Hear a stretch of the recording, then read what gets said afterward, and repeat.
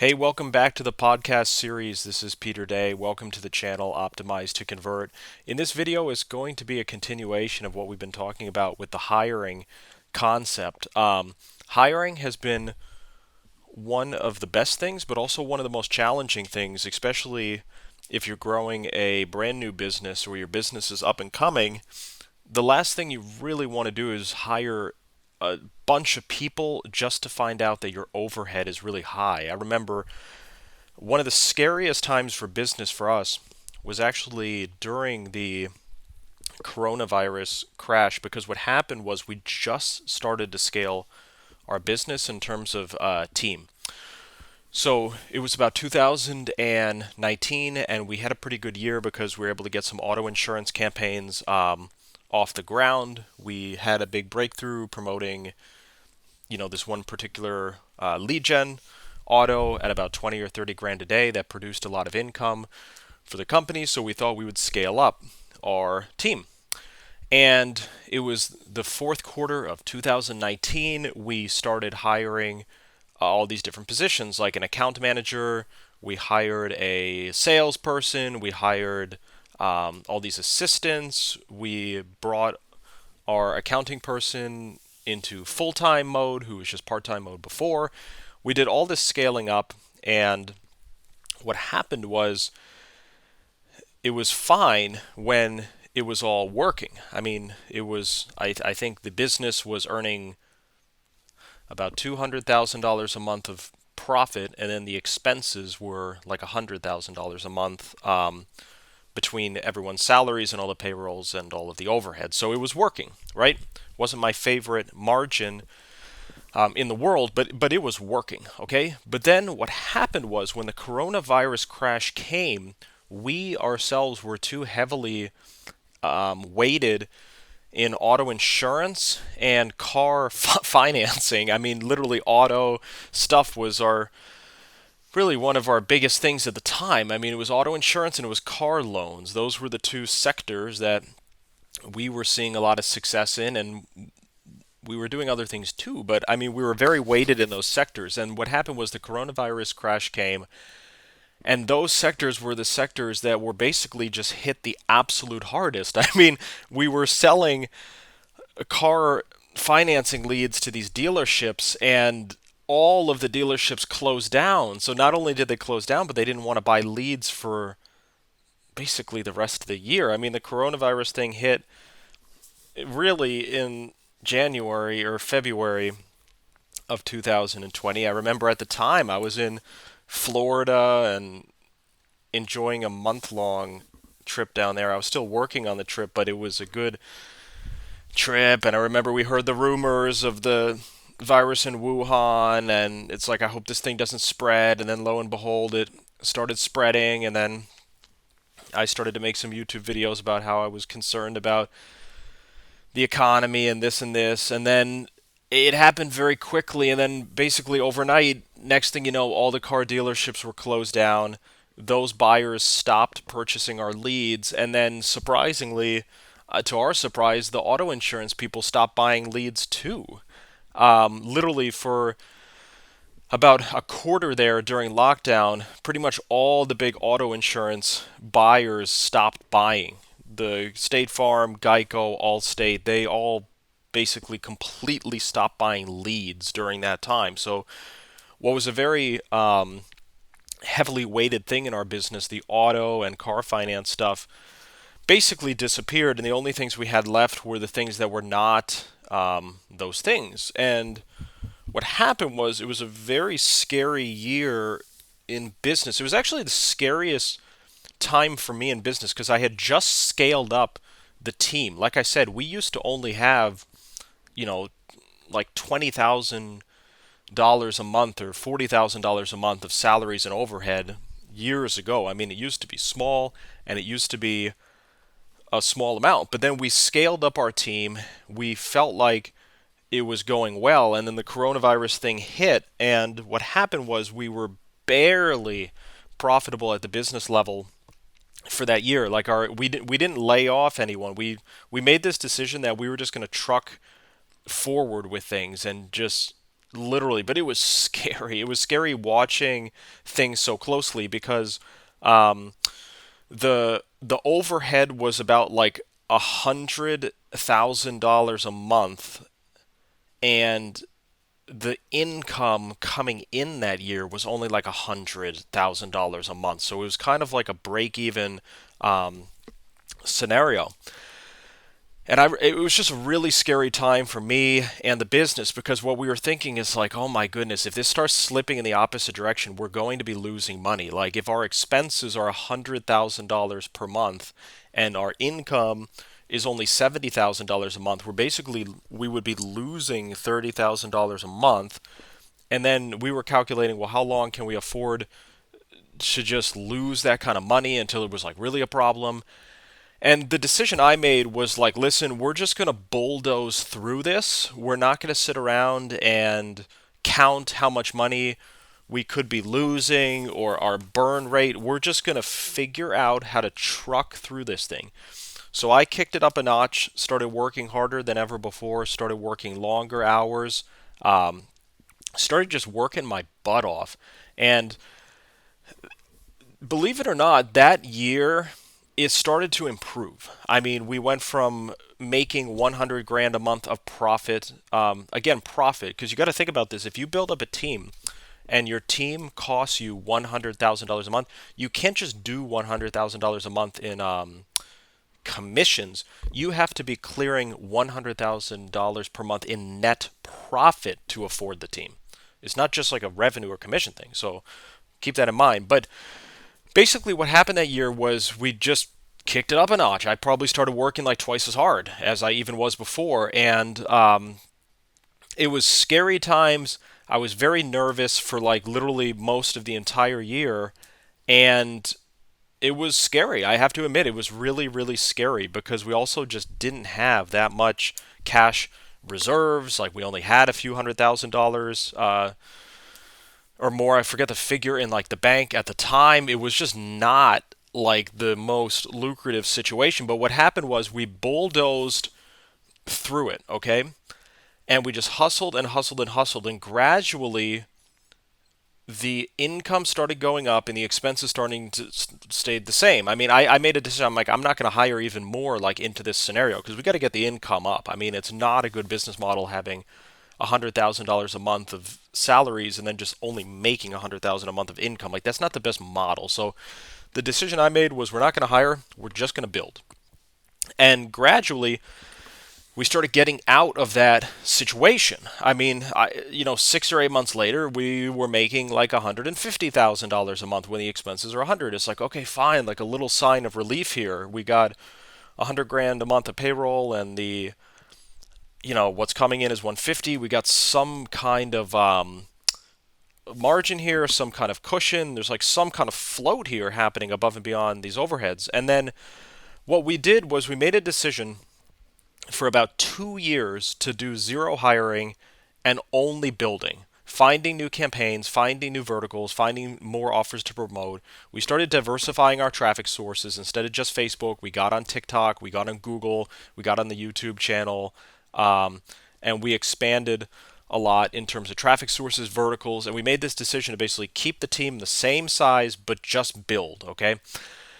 And it really started working. Year after year, we started seeing growth, and then finally the margins started to get more acceptable to where the expenses were about $100,000 per month, but what was coming in profit was about $300,000 a month. So it's like finally we had some breakthrough in terms of margin. And just so what I want to teach in this video, in this audio that is I want to teach about building a team, and it's not always about hiring. It's sometimes knowing when not to hire. Because the way I look at it is your business needs to be able to support the hires. Like if that had happened during the coronavirus crash, but I just had this mentality where, oh, we're just going to hire more. We're just going to get more media buyers. We're going to get more salespeople. We're going to get more client support folks. We're going to build the accounting team even more. There's some businesses that just have the wrong approach to it. They think that hiring equals money. And we've seen this time and time again with some of these like venture capital type of companies where they receive like $100 million in seed funding. They go and build a company with like 200 employees, and then you just find out 3 years later that they've gone bankrupt because they just went through all their money. It was never a successful business. It was just like a hope and a dream, and it was just like some kind of like concept they were trying to build. It wasn't actually rooted in reality. Unfortunately, our company got stiffed by one of these kind of clowns last year. There was a big health insurance type of company that did just that. I mean, they took on a lot of capital.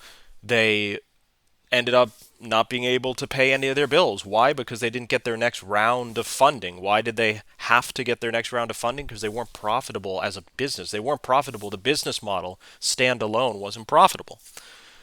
So basically, they folded, didn't pay anyone, and there's a lot of people out there that are doing that. So the main point here is that hiring doesn't make your business better or bigger. It has to be done properly and strategically, and you have to know when to hire and also just when not to hire. Like I said, during that coronavirus time, that was a 2 year period of time where we basically did zero hiring at all. In fact, I even figured out how to slim things down a little bit. Like I had a particular person that I was just paying a little bit too high of a commission on the sales team, and I figured out how to like negotiate that contract a little bit so that it was just a little bit lighter of a commission, and that actually reduced overhead from about 100 grand a month to about 90 grand a month. So we even did some things to relieve um, overhead a little bit. But what I want to share is basically when it comes to hiring, you have to think really, is the hire going to bring your business to the next level of profitability, or is it just going to make things more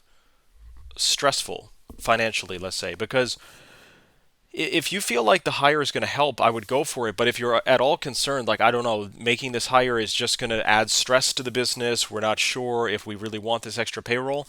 If that's what's going through your mind, what might be better for you is instead of hiring more, it might be better to just figure out how to get that work done within your existing team, or even just up the ante yourself with some work. So, for example, let's say you have someone in mind, but you're really nervous about pulling the trigger on it.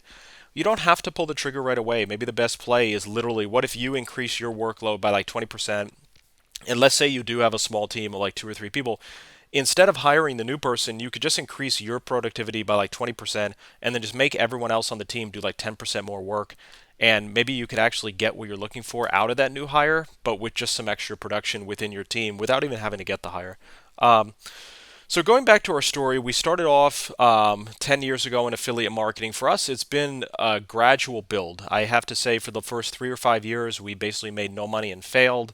By the time we were maybe 6 or 8 years in it, we were definitely making millions, but it wasn't multiple millions. And then our breakthrough really actually happened after that coronavirus crash when we started to hunker down. I think the pressure of having to succeed ended up forcing us to build a really big business, because what happened was, going back to the story, we were in a very tight spot where our overhead was $100,000 a month, but we were only bringing in $100,000 a month of profit.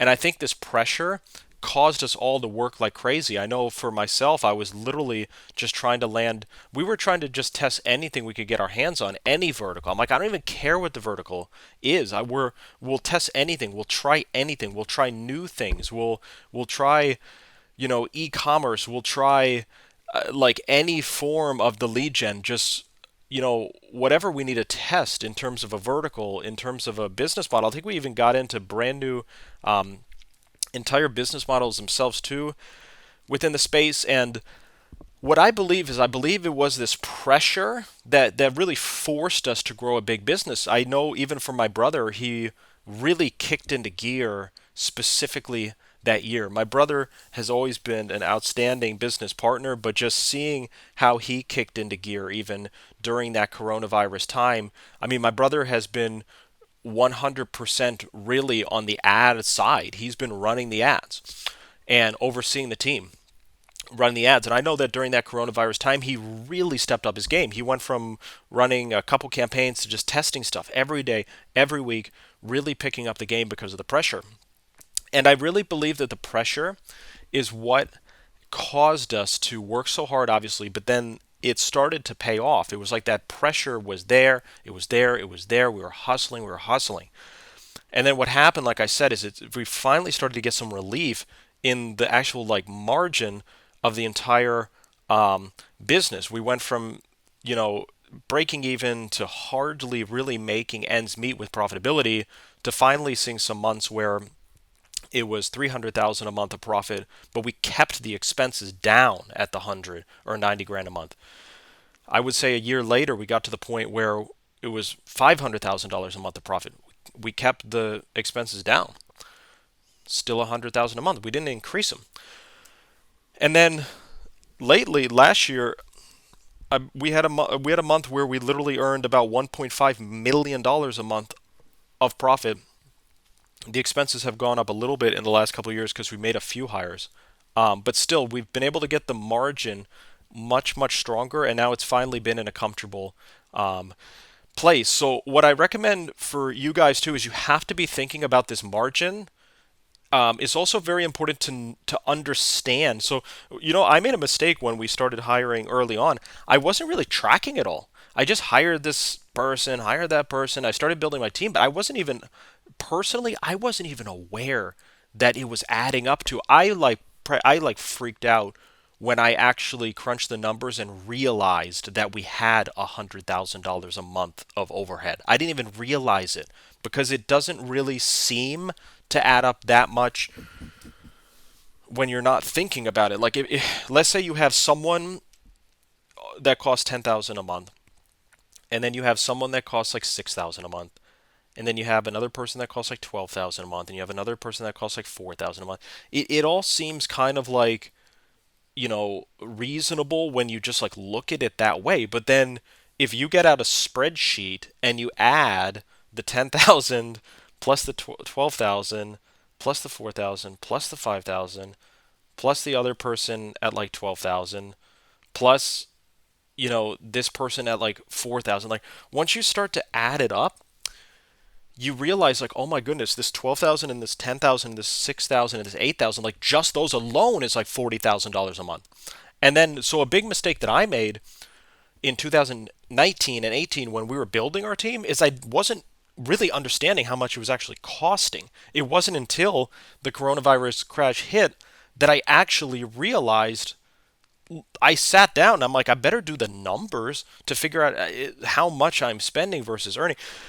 I think I wasn't really thinking about it before because during those auto insurance years before coronavirus, there was a pretty decent spread in the profitability to where in a single month it was like $250,000 of profit in a month, and the expenses were 100 grand a month. I wasn't really aware of it because I wasn't keeping that close track of it. I just knew that we were making money, and I just knew that the spread was pretty good because everything was growing. But looking back on it, I think the biggest mistake I made was I really wasn't organized in my expenses. I just brought people on. I knew that we were supporting it. I knew that it was working, but I actually didn't know that it was that much money and stuff. So what I do now with all of our expenses is very regimented. I actually have a spreadsheet where I have every single monthly overhead on the spreadsheet. I have every single employee. I have every single recurring charge. Like if you have charges for Aweber, email list, or ClickFunnels, or Unbounce, or landing page tools. I even, let's say you have business insurance. Like if you have reoccurring expenses, what I've been doing is I have a chart now with all of the reoccurring expenses, everything you can think of. Like I said, anywhere, anything from an employee to a landing page tool to a subscription to like a video editing software. I put business insurance on there. I put the taxes too. That's an expense. Like if you have to pay an employee and then you have to pay into their taxes, that's also part of that's an expense. It's not like that comes for free. So what I do now is I have a spreadsheet. It lays out every single recurring expense. So I'm able to see very clearly, like here's where I'm at, and I know exactly how much everything costs. I know exactly how much every one costs in the company in terms of dollar amounts.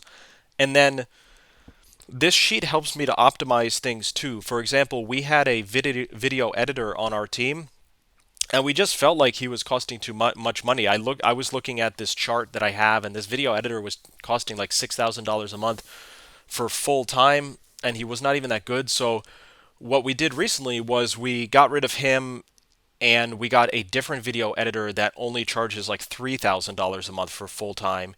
He's in a different country. It comes cheaper, but he's just as good, if not better, as the guy that was sick. So having this chart in front of me, I'm able to optimize. Like, okay, I have this video editor that's costing $6. It's kind of a little hefty. What can we do there to make this more efficient? Now, it's not all about just like getting a cheaper cost, though. Trust me, on my chart, I also have employees that are getting paid $20,000 a month or $25,000 a month, whatever it is. And it's not just about trying to get a cheaper employee. You have to look at the return. I mean, the issue with the video editing guy is that there wasn't that much of a return for the $6,000 a month it was costing. I just would prefer to get that for half the price. With some folks that are getting a higher salary, the return is there. So when it comes to building your team, you need to be really aware of what it's costing, okay? And don't just wait until the last minute or something to do this. Even once you get your first hire, or once you might even want to implement this now in your business. Like, let's say you have a small team of 3 to 5 people. Understand what this is costing. Make a chart. Employee 1 costs this, employee 2 costs this. I have this like subscriptions to these things that charge on my credit card. You want to chart this all out so you understand exactly what your overhead is. And then on a monthly basis, you want to be tracking exactly what your profitability is. And what you need to be focusing on is you need to be focusing on making the spread of your profitability and your expenses as wide of spread as really possible. So I think lately we've been doing a very good job at that spread because our expenses now are about $160,000 a month. They've gone up as we've hired more, but even though the expenses have been about 160, the profit on a monthly basis has been about 1.5 million or 1 million. So we have this very strong like 10x spread or whatever it is between expenses and profitability. My goal is to have the best spread I can have in the smartest way possible, okay? And how I've been achieving that is I've been hiring not that rapidly. I've been hiring a person at a time when I feel like it's been moving the needle the most has basically been my approach. So what you're really going to want to track on your team is you're going to want to track, like I said, make sure you understand exactly what your expenses are down to the T. I'm not talking just about employees. I'm talking about like things that are charging your credit cards, little subscriptions, like rent, office space, whatever you're spending on in your business. If you're charging like personal things to the business, like cell phone, internet, your rent itself, or like whatever, include those things in your expense report too. So you need to know exactly what the expenses are actually costing you, and then what you need to then understand is how much profitability you're bringing in. And what you're going to be wanting to do is you're going to want to make that spread as big as possible. I mean, I would try to have at least a 10x spread between expenses and profitability, at least a 10x spread. If I can get my business to where it has over a 20x spread, I would be much happier with that even. In my opinion, the bigger the spread, the better, because what that means is you're building a very profitable and efficient business. Now, what's very interesting is on our media buying team, we actually help our media buying team to have teams within their team. So let's just say, for example, we have a media buyer named Bob. Let's just say hypothetically. What we've been encouraging our media buyers to do is our media buyers have been earning so much money. Being a media buyer is a very lucrative position in our company. The media buyers have been earning so much money being media buyers that they've actually been able to afford building their own teams with their own money. Because some of our media buyers have been earning anywhere from $20,000 a month to $100,000 a month on their end, like literally take home commissions. So what we've been encouraging our media buyers to do is we've been encouraging our media buyers to use some of that money to start building out a team. Because think about it, as a media buyer, a media buyer can only produce so much revenue and campaign. They can only manage so many campaigns themselves. I mean, I've seen it over and over again. No matter how good the media buyer says they are or is, they're only able to manage like 2 to 5 verticals at the same time. I mean, I've never seen a media buyer handle like 15 campaigns or verticals simultaneously. It's never happened, and I'm not sure it ever will without a team. So what we've been encouraging our media buyers to do is we've said, listen, guys, you're making like 20 grand a month, 50 grand a month, 100 grand a month, whatever these lofty numbers are. What we've been encouraging our media buyers to do is we've been encouraging our media buyers to take a portion of that money and invest in building a team within their team. So a media buyer could use different help. A media buyer could use someone that just goes in and launches ads. A media buyer could use someone that comes up with different creatives. A media buyer could use a video editor. A media buyer could use like a statistician type of person, that maybe like a data analyst type of person that actually is tracking all the profitability of the campaigns. A media buyer could probably use someone who is organizing things in their business, like keeping an eye on ad accounts, keeping an eye on this, like kind of someone who's really keeping an eye, quote unquote, on everything that's going on.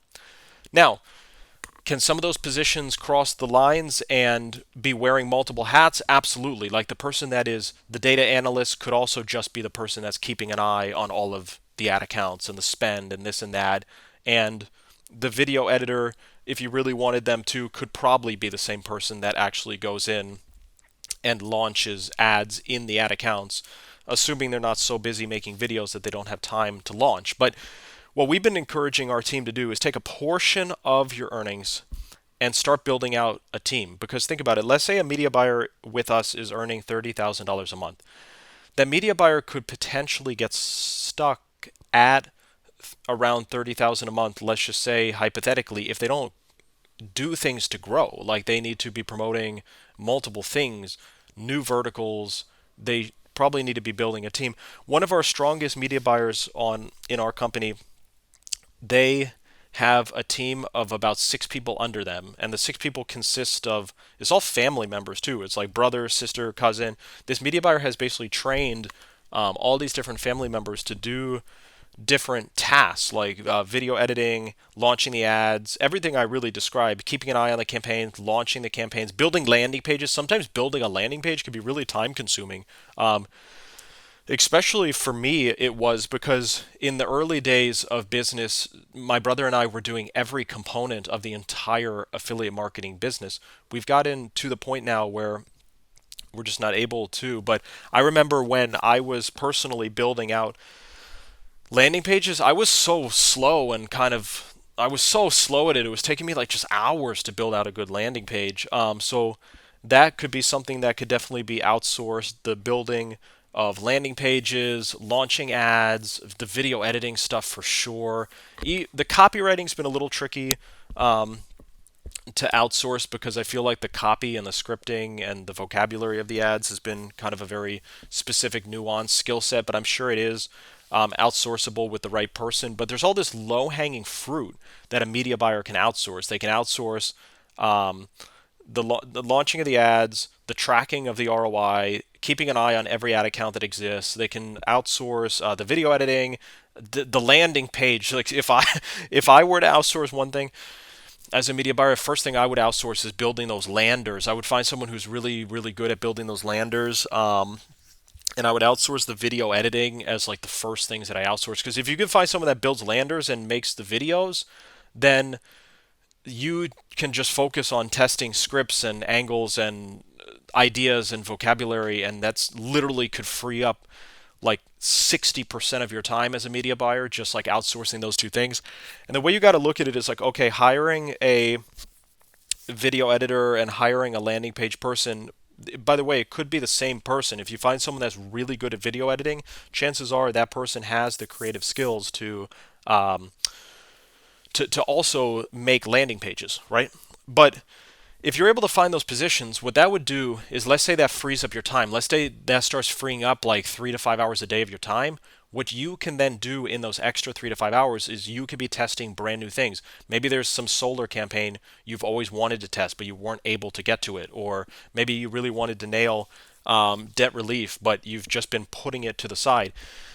If you have a bigger team, you're going to be able to handle more of these different projects, and you're going to be able to handle more verticals. And then what you'll realize is, okay, my video editor guy cost me like 4 grand a month, or 2 or 3 grand a month, whatever it costs, but you can now be making an additional $30,000 a month or more, or whatever it is, because of the fact that you're running like 3 times the amount of campaigns and verticals than you were before. So the biggest mistake that I've seen personally with media buying teams and media buying companies is that they're not like hiring a team within their media buying team. Like, they're just getting media buyers and then hoping the media buyers just kind of solve everything and do everything.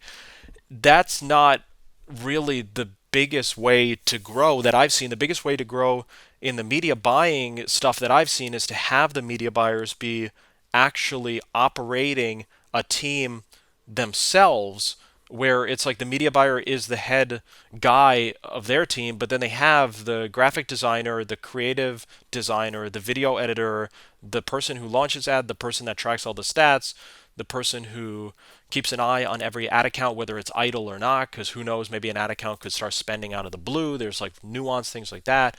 And you could also, the same person that's doing the data analytics could also be just keeping an eye on the campaign like throughout the day. Like, how's the campaign doing at noon? How's it doing at 3 p.m.? Is it still staying profitable? Is something broken? Like, you have to have a lot of eyes on campaigns in media buying. And my biggest focus is right now in business is finding more things to promote. So more verticals. The way I look at it is the more things we're promoting, the more success we can have. Because let's just say you're only promoting one thing, you're kind of limited. Your maximum success is going to be basically the maximum potential for the one thing to succeed. Like, let's say you are promoting auto insurance. The most you're going to be able to succeed is basically the biggest and best you're going to be able to ever build auto insurance. And let's say you do a phenomenal job at that and you're able to get auto to do $100,000 a day. Like, that's great, and that's quite an accomplishment, especially the auto industry lately has still not recovered fully from coronavirus. Like, something whacked their businesses and like messed up the auto industry, and it's still been a little frustrating, that industry. But what I recommend is, I recommend that everyone focus on just more verticals. And I'm actually going to do a call to action in this podcast before I wrap it up, is that on our team, we're looking for more things to promote. So if you're listening to this podcast and you are an offer owner, let's say you own a lead gen offer, or a e-commerce offer, or a VSL offer, or anything, info product, anything that you think could be a really good fit for our team to promote, my call to action here, if you're listening, is reach out to me or my brother and let's discuss promoting what you have. This call out is really just for offer owners. I'm not the biggest fan of all the brokers and the aggregators. I'm going to have to be honest, unless it's very strategic, like you have some super hot thing and it's actually special, it's actually different, it's actually unique. A lot of brokers are honestly desperate, and they're brokering because they don't know how to run ads. But if you're a direct offer owner, if you actually are an advertiser and you own an offer and you think there could be a unique fit for our company to actually hit that offer, reach out to myself on Skype or LinkedIn. I've been pretty present on LinkedIn lately. Just literally shoot me a LinkedIn message. Go to LinkedIn, type in Peter Day, connect with me and just shoot me a message there. I've been checking those messages. Shoot me a Skype. My Skype name is Peter Day 3640. Just type in Peter Day 3640. You'll see me pop right up. Shoot me a message, because if you have something that we can promote, what this could do is it could raise both of our businesses to the next level. Not only will it help our team to be promoting more things, but it could really light some serious fire power under what it is that you're promoting. I mean, the last time we did something like this where it was more like these miscellaneous kind of outside of the box things that we were promoting, it was back in 2017. We promoted someone's offer to get paid to drive, and this advertiser was doing about $4,000 a day on their Facebook ads, maybe $3,000 a day on their Facebook ads. They couldn't figure out whatsoever how to increase this volume. They just were really stuck. What my brother and I did was we came in and we started helping in a lot of different ways. So we helped with the funnel. We actually made his landing page better, and we made the funnel convert better. So the first thing we did was funnel analysis, and we helped it convert better. The next thing we did was we started testing a lot of ads, and we started doing what our team has been strong at, which has been running ads, has been a huge strength at least. So what we were able to do in about 6 months of coming on board with this opportunity, we were able to take this campaign from about $3,000 or $4,000 a day to about $20,000 or $30,000 a day. For the first time, this advertiser started earning $1 million a month from us just basically coming in and crushing it with their offer. And I think the offer owner got a little carried away, and it actually fell apart. You know what's funny? The offer fell apart because the offer owner got carried away. He started making so much money that he went out and just bought like a piece of land with like all of his money or something, and then he wasn't able to pay. It was the dumbest thing. We ended up getting paid at the end of the day. Like we ended up getting paid months later, but it was one of these rookie mistakes. Like he started making so much money that he took like $500,000 and he bought a piece of land in Utah with the like entire $500,000, and he was making so much money that he wanted to buy this land in cash and then build this like mansion on the land. But it was so stupid because what happened was, because he bought the land, he did not have the money to pay me and my brother. Like it came time for him to pay, and he was like, "Oh, I can't pay because I bought this land." And he's like, "I'm gonna have to kind of like start earning more to pay you." I'm like, "Dude, are you kidding? Like you like why did you like what are you doing?" So anyway, we ended up but that's actually what ended the deal. What ended the entire deal with this thing that was doing $1 million a month was this guy just being stupid and using like it wasn't only his profits. It sounded like he used his profits plus some of the money he owed us to just buy this land, and then he couldn't even pay us, and then we quit. We said, "Dude, if you're not gonna pay us, like we're just stopping this thing." So literally, that's what ended that deal, was this dude getting carried away with the money, spending all his money on this piece of land, and then having us quit because he never paid us on time. We then had to spend 2 to 4 months hunting. I think he put us on payment plans. He started paying us like he owed us a lot of money. He owed us like hundreds of thousands of dollars or something, and he had to put us on payment plans. He had to pay us like $50,000 every single month for like the next like 4 months to get us paid. And I was like, and that's literally what ended the deal. So just interesting story there, but it just goes to show it's just you got to be responsible with money. If you make a lot of money, it's very wise to save that money and don't just blow it on, like Lamborghinis and just houses that are just way beyond your means. And especially if the money comes in quick. Like if you go from making like very little money to just making a lot of money quickly, I mean, it's a very rookie mistake just to go and take the new money and just buy like expensive things. Really, it's just like, it could. I've seen the mistake like over and over again. There's been these affiliates that like make a lot of money, they buy a Ferrari, and then they're just broke 6 months later because their campaigns fell apart and they just bought the car or whatever.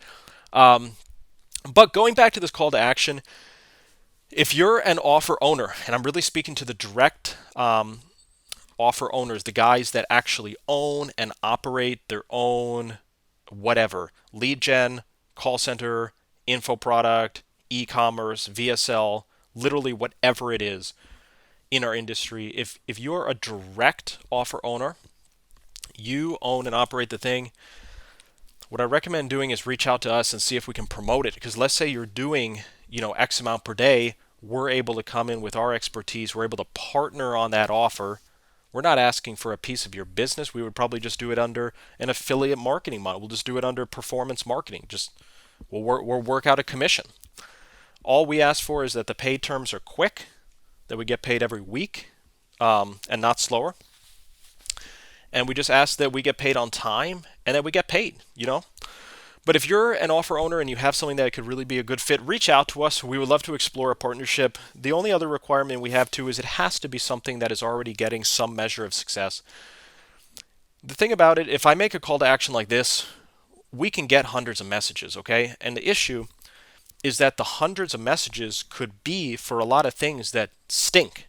They could be for a lot of things that, people, can you promote this? It's some junky thing.